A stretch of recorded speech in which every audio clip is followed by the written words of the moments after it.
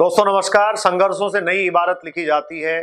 खेतों में पसीना बहाने वाले पिता ने सपना पाला और बचपन से ही बेटे को ये सीख दी कि आगे जाकर तुझे डॉक्टर बनना है, समाज का, देश का और हमारा नाम रोशन करना है और मानवता की सेवा करनी है। बच्चे के दिल में ये बात शुरू से उतरी। निश्चित तौर पर ऐसे बाल मन में छपी हुई ये बातें और अंकित हुए ये शब्द आपको सफलता तक ले जाते हैं।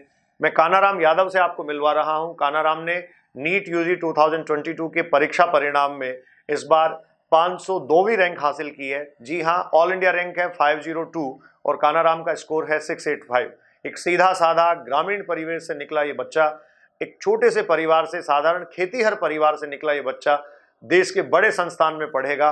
मेडिकल कॉलेजेस में जब हम जाने का सपना देखते हैं और सपना पालते हैं तो हमें कितने संघर्षों से गुजरना पड़ता है, कौन सी चीजें हमें निरंतर करनी होती हैं और अपनी सिंसियरिटी कितनी बनाई रखती है, सारी बातें हम आज जानेंगे कानाराम से।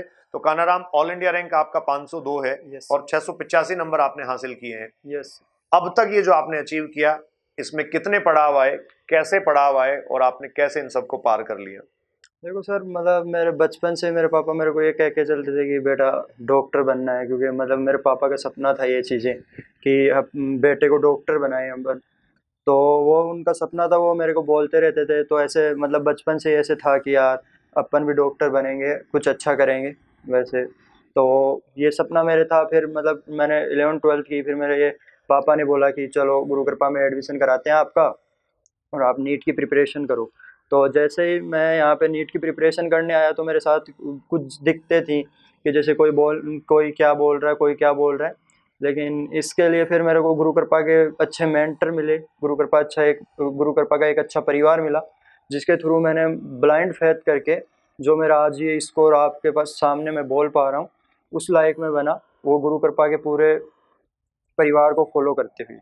देखिए, विश्वास आपको सफलता दिलवाता है, विश्वास आपको अपनी मंजिल तक पहुंचाता है। कानाराम यादव का कहना यह है कि आपने पूरी तरीके से संस्थान पे भरोसा किया। यस। अच्छा, एक बात मैं ये पूछूं, खेती करने वाले पिताजी को संस्थान के बारे में कैसे आइडिया था? वो कैसे ये जानते थे ये चीज कि इस तरीके से हमें एडमिशन यहाँ लेना चाहिए और यहाँ तैयारी करनी चाहिए? सर ऐसे है कि मेरे गांव से यहाँ पे गुरु कृपा में अच्छे डॉक्टर बने हुए हैं। हमारे गांव में लगभग 40 के करीबन डॉक्टर हैं। 40 डॉक्टर? कानाराम की बात को मैं रिपीट करूं अपने शब्दों में, कानाराम आमेर के पास एक गांव का नाम आपका रुंडल। रुंडल गांव के रहने वाले हैं, जहां से करीब 40 लोग मेडिकल में सेलेक्टेड हैं। ऐसे गांवों में होनहार प्रतिभाएं पैदा होती हैं और वो निश्चित तौर पर अपने गांव को वैश्विक स्तर पर पहचान दिलवाने में कामयाब होती हैं। उन 40 में से लगभग 20 से 25 डॉक्टर अकेले गुरु कृपा के हैं।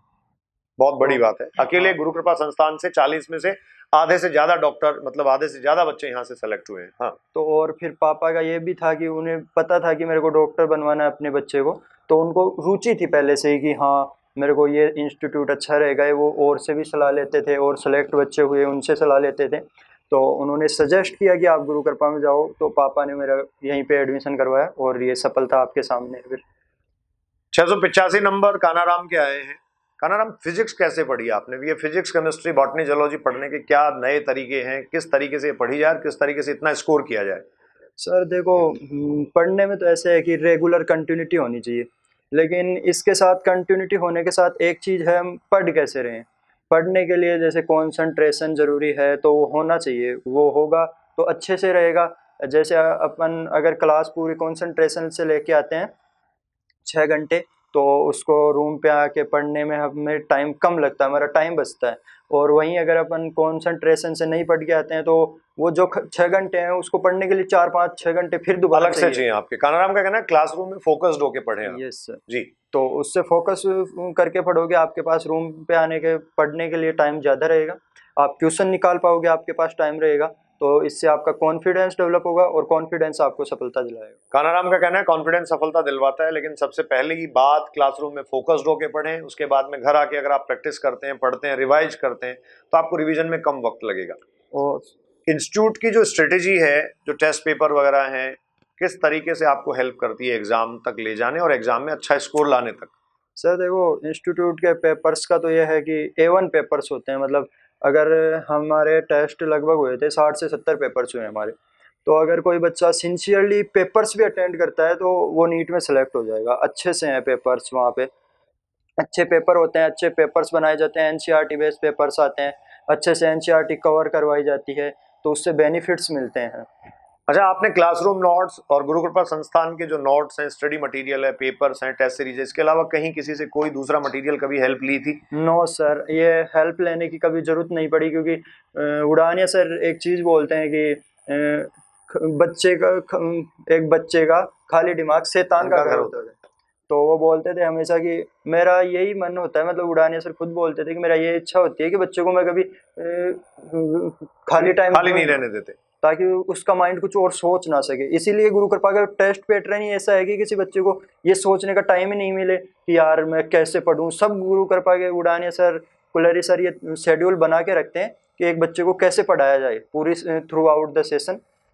वो आराम से पेपर, हर संडे को पेपर रहता है, तो बच्चे को ऐसे कभी फ्री टाइम मिलता ही नहीं कि पेपर देने के बाद वो टाइम वेस्ट कर सके, उसे अगले टेस्ट के लिए तैयारी करनी होती है। माइनर पेपर्स बाय 15 डेज होते हैं और इन बिटवीन जो टेस्ट सीरीज है RTS वो परफॉर्म करवाई जा रही है, वो करवाई जाती है, जिससे बच्चे को ऑलवेज इंगेज रखा जाता है, बिजी रखा जाता है।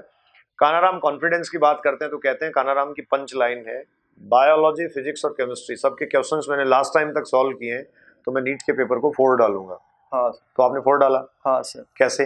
सर उसमें ये है, देखो सर, NCERT सब, देखो हर बच्चा अगर कोई नीट की तैयारी कर रहा है तो NCERT पढ़ेगा, और लेकिन दिक्कत ये है कि वो NCERT पढ़ेगा, वो एक चीज भूल जाता है। वो ऐसे सोचते हैं कि सभी बोलते हैं, सर भी हमें बोलते हैं कि NCERT पढ़ो, तो ये थोड़ी है कि सर के जो नोट्स हैं वो उन्होंने NCERT नहीं पढ़ाई, इसका मतलब ये नहीं होता। उनका मतलब ये होता है कि अगर उनका पेपर जो उन्होंने नोटबुक हमें लिखवाई है, करवाई है, वो अच्छे से कवर है, तो NCERT पढ़ो। NCERT आपको कुछ नया नहीं सिखाती उन नोट से, नया नहीं सिखाती वो आप उन नोट से कुछ नया नहीं सीख, NCERT से नोट से अलग कुछ नहीं सीखोगे आप। वहाँ पे एक चीज होती है पेपर में, कि पेपर में NCERT की लाइन आती है, तो आप जैसे नोटबुक सर आपको समझाने के लिए पढ़ाते हैं, आप जैसे नोटबुक को समझ के पढ़ लेते हो, फिर आप NCERT पे जाओ। NCERT पे जाने से आपको ये नहीं होगा कि आप अगर NCERT पे नहीं जाओगे तो आपसे नीट के क्वेश्चन नहीं होंगे, वो होंगे, बस टाइम लेंगे, क्योंकि लैंग्वेज समझने में दिक्कत आएगी। तो कम टाइम में किया जा सके, एक्यूरेसी लाई जा सके, इसके लिए NCERT पढ़ना चाहिए। इसके लिए NCERT पढ़नी चाहिए। कानाराम कह रहे हैं कि पहले क्लासरूम नोट्स आप पढ़ें, उसके बाद आप NCERT पे जाएं। Yes sir. नीट 2023 के बच्चों के लिए कोई मैसेज, संदेश कोई देना चाहेंगे आप? देखो ऐसे है कि कोई ड्रॉप आउट स्टूडेंट भी है, कोई फ्रेशर भी है, कोई 12th के साथ भी है।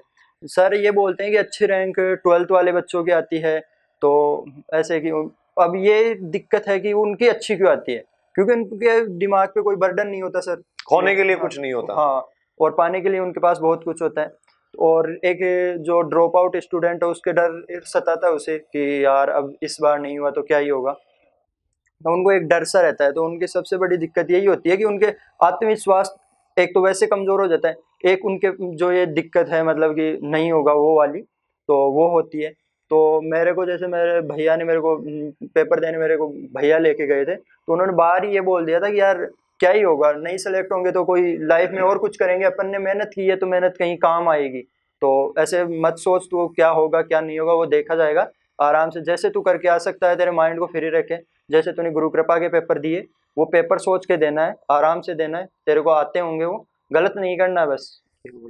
भाई ने सपोर्ट किया एग्जाम हॉल के ठीक बाहर, कहा कि जो जितना अच्छा मेहनत आपने करी है उस मेहनत को इम्प्लीमेंट कीजिए, क्या होना है क्या नहीं होना है ये सब वक्त पे छोड़ दीजिए, और वक्त ने परिणाम दिया। कानाराम ने ऑल इंडिया रैंक 502 हासिल की और आपका स्कोर है 685 आउट ऑफ 720।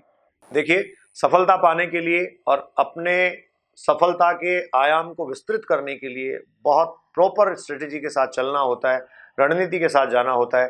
कानाराम जैसे छोटे छोटे घर परिवारों से निकले हुए बच्चे, आम और साधारण जिंदगी जीने वाले परिवारों के बच्चे आज दुनिया में अपना नाम कर रहे हैं, तो इसका एक कारण है और वो है खुद पर आत्मविश्वास और आगे बढ़ने की ललक। आपको ढेरों बधाइयाँ गुरु कृपा का नाम रोशन करने के लिए, इस बेहतरीन परीक्षा परिणाम के लिए। जीवन में आप बहुत समृद्ध, उन्नत और प्रगत हों। बहुत बहुत धन्यवाद, शुभकामनाएं। सर एक उड़ान, सर एक लाइन और बोलते हैं कि किसी भी बच्चे का लक्ष्य उसके संघर्ष से बड़ा नहीं हो सकता, यानी सबसे बड़ा आपका संघर्ष होता है। अगर आप संघर्ष करते हो तो लक्ष्य पे तो आराम से जाओगे। आपका संघर्ष बड़ा है तो लक्ष्य नीचे आ जाएगा, मतलब टारगेट को नीचे आना पड़ेगा अगर आपका स्ट्रगल बड़ा है। बहुत बहुत बधाई कानाराम।